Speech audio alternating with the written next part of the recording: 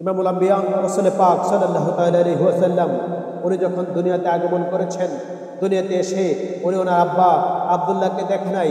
উনি কিছুদিন ওনার আম্মা যান হযরতে আমিনার তত্ত্বাবধানে ছিলেন। হযরতে আমিনা দুনিয়া থেকে বিদায় হয়ে যাবে, উনি বলতেছেন ওনার দাদা আব্দুল মুত্তালিবকে বলতেছেন যে, আব্বু আমি দুনিয়া থেকে বিদায় হয়ে যাব, আপনার নাতি মুহাম্মদকে আমি আপনার তত্ত্বাবধানে রেখে যেতে চাই। সুবহানাল্লাহ সুবহানাল্লাহ সুবহানাল্লাহ। ইমামুল আম্বিয়া রাসূল পাক সাল্লাল্লাহু তাআলা আলাইহি ওয়াসাল্লামের আম্মা যান উনিও দুনিয়া থেকে বিদায় হয়ে গেলেন। দাদা আব্দুল মুত্তালিবের কাছে লালিত পালিত হচ্ছে ইমামুল আম্বিয়া রাসূল পাক সাল্লাল্লাহু তাআলা আলাইহি ওয়াসাল্লাম।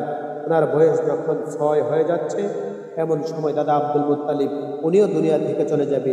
উনি যখন দুনিয়া থেকে চলে যাবে, ওনার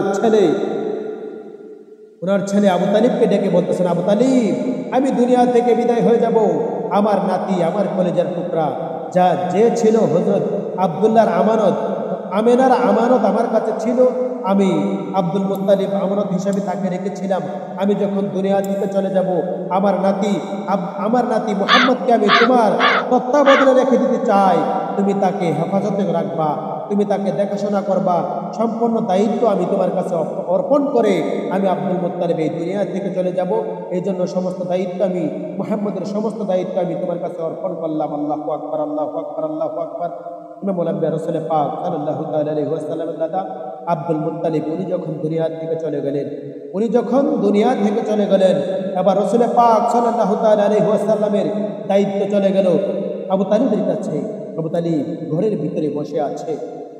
একদিন দেখতেছেন ইমামুল আম্বিয়া রাসূল পাক সাল্লাল্লাহু তাআলা আলাইহি ওয়াসাল্লাম উনি ঘরের ভিতরে তাশরিফ আনতেছেন এবং আবু তালিবের স্ত্রী আসাদ বিনতে ফাতিমা দাঁড়িয়ে যাচ্ছে।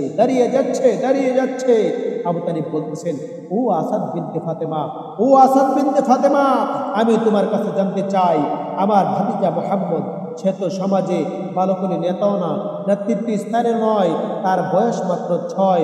সে যখন আমার ঘরের ভিতরে আসে আমি প্রায় সময় দেখি তুমি তার জন্য তার সম্মানে দাঁড়িয়ে যাও, এর হাকিকত আমি আবু তালিব জানতে চাই। এই কথা শোনার পরে আসাদ বিনতে ফাতেমা বলেন, আমি তো দাঁড়াই না, কে জানে আমাকে দাঁড়াতে বাধ্য করে। আল্লাহু আকবার আল্লাহু আকবার আল্লাহু আকবার। বলতেছেন, আবু তালিব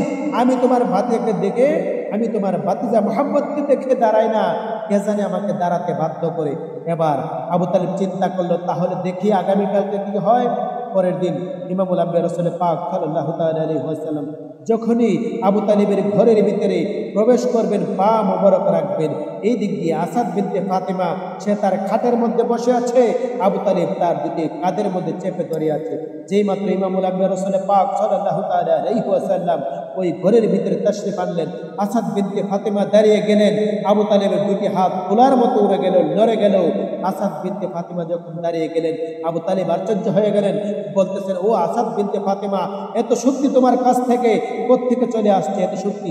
আসাদ বিনতে ফাতিমা বলে, এত শক্তি কোত্থেকে আসে আমি জানি না, যখনই তোমার ভাতিজা মুহাম্মদ আমার ঘরের ভিতরে আসে শুধু আমি দাঁড়াই না, আমাকে দাঁড়াতে বাধ্য করে না, তোমার ভাতিজা যে দিক দিয়ে ঘুরে ওই দিক দিয়ে আমাকে মুভ করতে বাধ্য করেন। উনি কে আমি জানি না, তিনি হচ্ছেন হযরতে আলী রাদিয়াল্লাহু তাআলা আনহু। দুনিয়াতে এখনো আসে নাই, কিন্তু নবীজি যখন ওনাদের ঘরে যাইতেন, নবীজির সম্মানে মায়ের গর্ভ থেকে দাঁড়িয়ে যাইতেন। আল্লাহু আকবার আল্লাহু আকবার আল্লাহু আকবার। এ ছিল হযরতে রাসূল পাক সাল্লাল্লাহু তাআলা আলাইহি ওয়াসাল্লামের প্রতি হযরতে আলী রাদিয়াল্লাহু তাআলা আনহুর প্রেম ভালোবাসা।